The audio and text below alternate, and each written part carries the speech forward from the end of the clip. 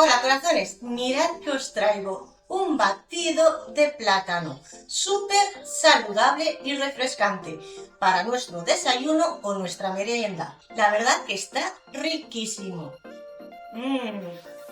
Delicioso.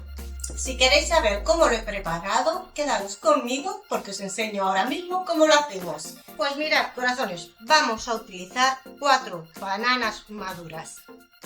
Es un recuperador también para la gente que va al gym. Incorporamos una cucharada de aroma vainilla o esencia vainilla, una cucharadita de las de postre. Si queréis podéis utilizar también canela, corazones. Vamos con la leche. Las cantidades abajo os las dejaré en la descripción, como siempre. Por cierto, dejadme saber de qué queréis el próximo batido que os haga. Así. Venga, vamos a licuarlo ahora.